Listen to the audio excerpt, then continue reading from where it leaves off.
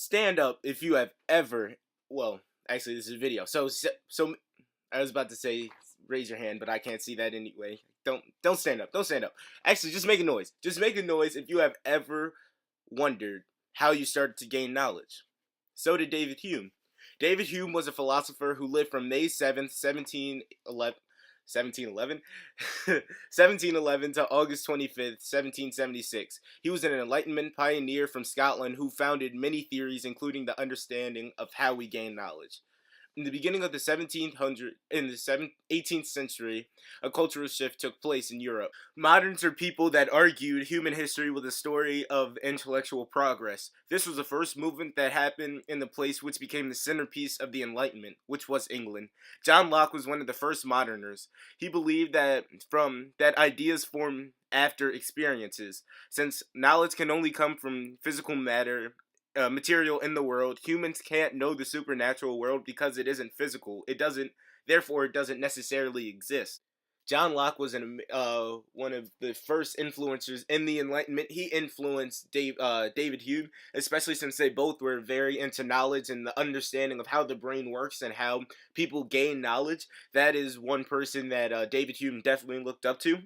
And the Enlightenment as a whole was just a time period in England and Scotland and just all around Europe where people would think of ideas, come up with them, and just bring out knowledge and understanding and hopefully give people as much information as to why humans are the way that they are.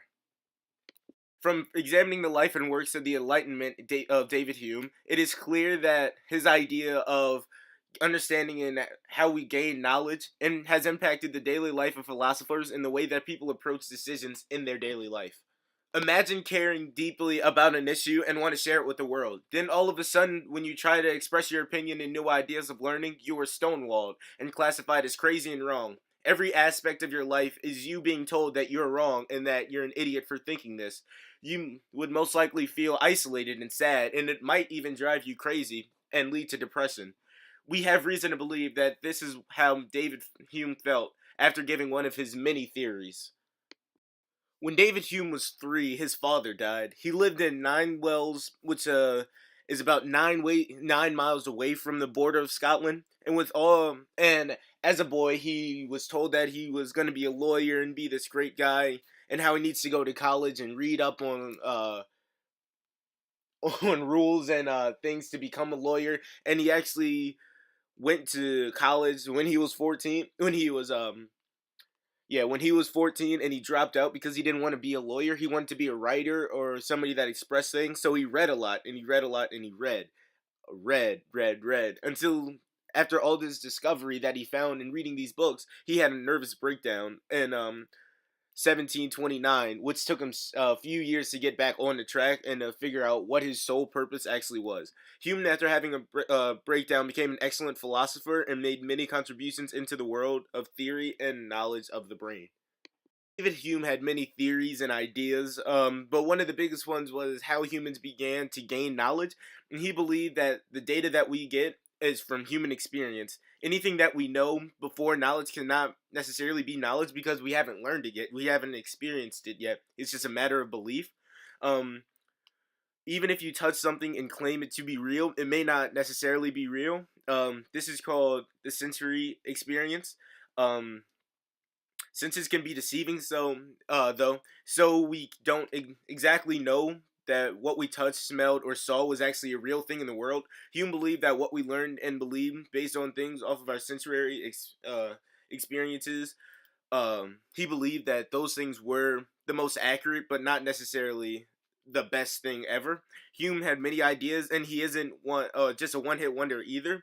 His findings and contributions have had an everlasting impact on society and philosophy in their respective fields.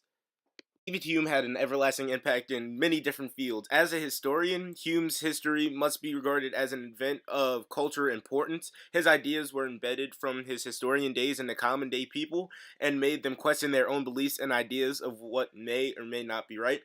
As um as an economist, Hume influenced Adam Smith into writing a book called The Wealth of Nations, which was about why certain countries were richer than others.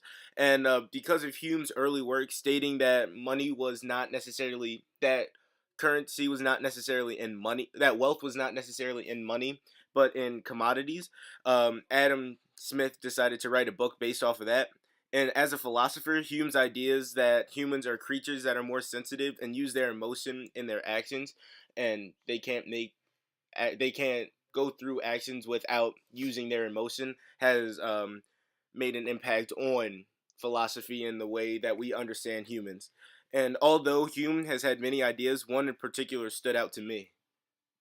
David Hume stated that nothing is more usual in philosophy and even in common life than to talk of the combat of passion and reason, to give the preference to reason, and to assert that men are only so far virtuous as they conform themselves to its dictates. In order to shew the fallacy of all this philosophy, I shall endeavor to prove first that reason alone can never be a motive to any action of the will, and secondly, that it can never oppose passion in the direction of the will.